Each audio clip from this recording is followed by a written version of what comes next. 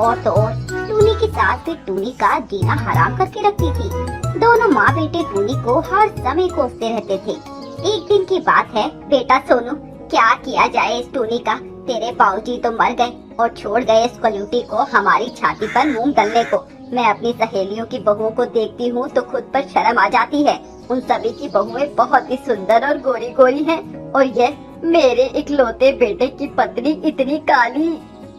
शर्म तुम्हें नहीं माँ, मुझे भी आती है। मेरे सभी दोस्तों की पत्नियाँ एक से एक हैं और कितनी सुंदर, और यहाँ मेरी पत्नी देख लो, उल्टा तवा भी इससे गोरा लगता होगा। हाँ बेटे, पर अब हम क्या कर सकते हैं, तेरे बाबूजी जो इसे तेरे पल्ले बांध गए। नहीं माँ, मेरा तो इसके साथ रहने का एक पल भी जी नहीं करता। वो तो बाबूजी की वजह से मैं इसे झेल रहा था, पर अब बहुत हुआ। अब मैं इसे एक पल भी बर्दाश्त नहीं कर सकता। ठीक है, तो तू ही बता क्या करूँ मैं इसका, कैसे इससे छुटकारा पाया जाए, तू ही बता दे अब। माँ, मुझे अपने ऑफिस में एक चिड़िया पसंद है। वह बहुत ही सुंदर है और अमीर भी, और वो मुझसे प्यार भी करती है। बस हम दोनों के बीच ये टूनी की दीवार बनकर खड़ी है। कुछ करो ना माँ इसका।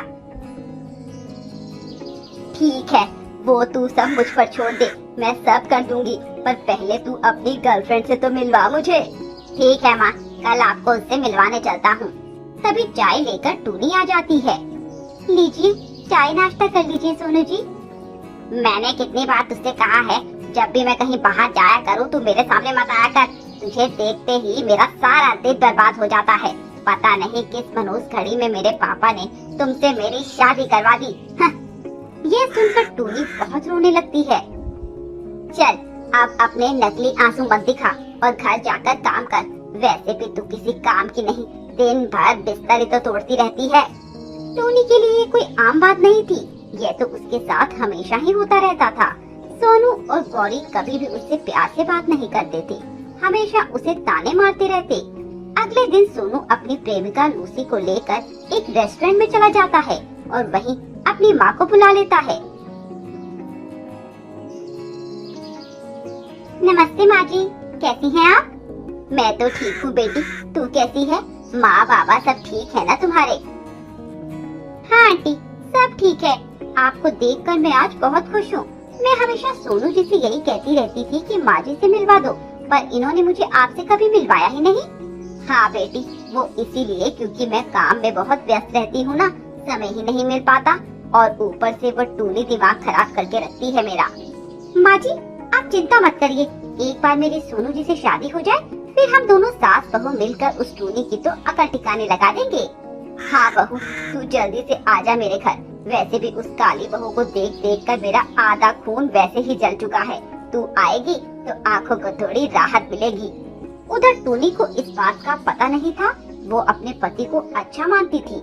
कुछ दिनों बाद टूनी गर्भवती हो जाती है। ये अब और एक नई मुसीबत। मैं तो सोच रही थी कि इसे कैसे निकालूं, अब ये नई मुसीबत आ गई। माँ, उसके पेट में मेरा ही बच्चा है।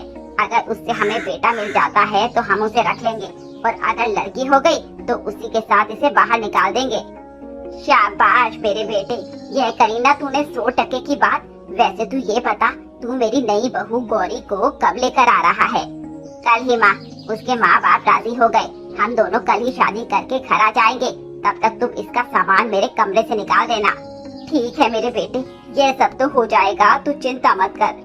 गौरी टूनी को गर्भवती होने के बावजूद बहुत कष्ट देती है और घर की नौकरानी से भी बदतर उसकी हालत कर देती है। ए टूनी, अब अपना सोनू के कमरे से सामान निकाल, रसोई में रख ले सारा सामान। आज से वही तेरा कमरा है और मेरे बेटे के साथ तेरी प्यारी गौरी गौरी बहू रहेगी। तभी घर की बेल बजती है। जा जाकर गेट खोल, मेरा बेटा मेरी बहू को लेकर आया होगा। मैं उसके लिए आरती लेकर आती हूँ।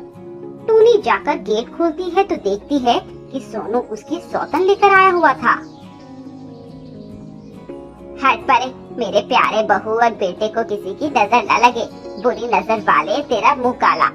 गौरी ये टूनी की तरफ मुंह करके कहती है, अरे मेरी लाडली बहू, यहाँ क्यों खड़ी हो? घर के अंदर आओ ना। और हाँ, अपने कान के नीचे एक काला टीका लगा लो, कहीं किसी की नजर न लग जाए। टूनी ये सब सुन रही थी कि तभी लूसी कहती है, सोनू जी, आपने तो कहा था कि आपकी पत्नी काली है। पर ये तो काली से भी ज्यादा काली है, जैसे कोयला होता है वैसे ही है इसका रंग। ए टूनी, चल मेरा सामान उठाकर मेरे कमरे में रख दे, वैसे भी पूरे दिन तू मुफ्त की रोटियां ही तो तोड़ती है। टूनी ये सब सुनकर रोने लगती है, उसकी आंखों से आंसू बहने लगते हैं। सोनू जी, आप मेरे साथ ऐसा कैसे कर सकते हैं?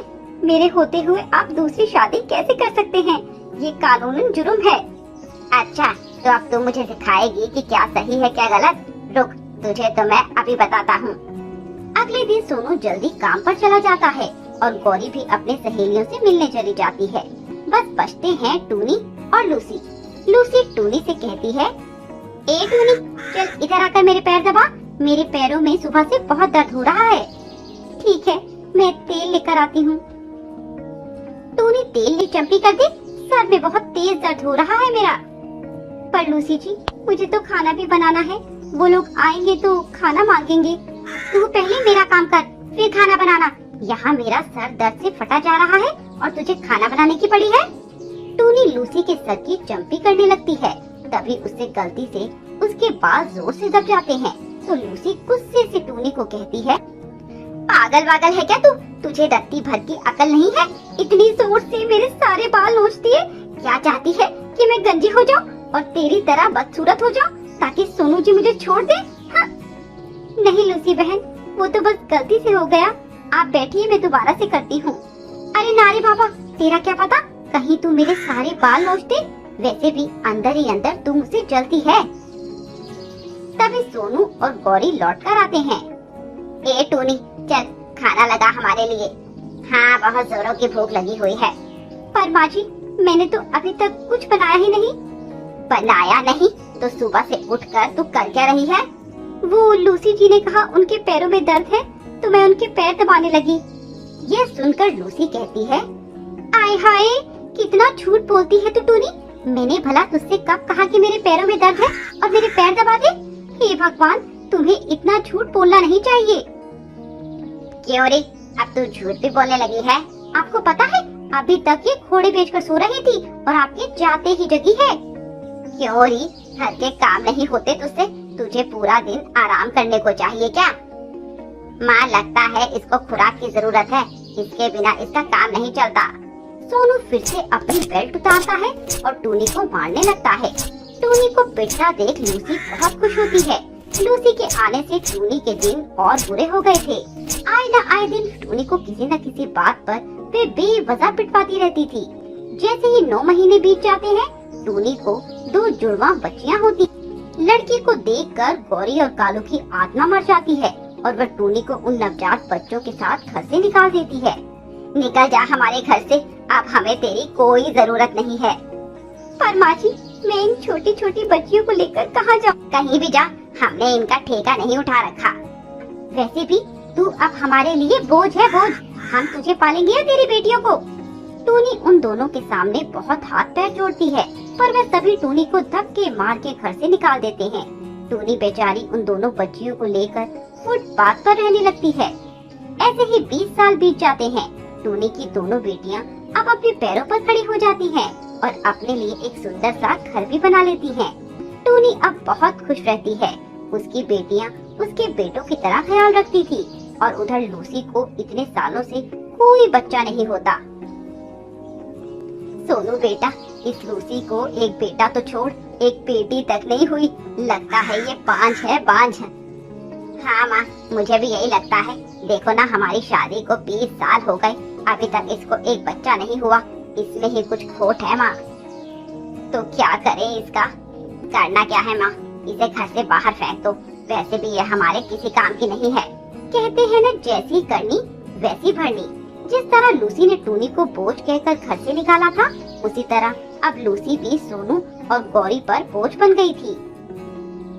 ये ले अपना सामान और निकल जा हमारे घर से। अब हमें तेरी कोई जरूरत नहीं है। तू हमारे लिए सिर्फ एक बोझ है, बोझ, और कुछ नहीं। लूसी अपना सामान उठाकर घर से निकल जाती है और फुटपाथ पर भीख मांगने लगती है। Thanks for watching. This is the first episode. If you liked it, maybe subscribe. And if you didn't like it, why did you watch to the end?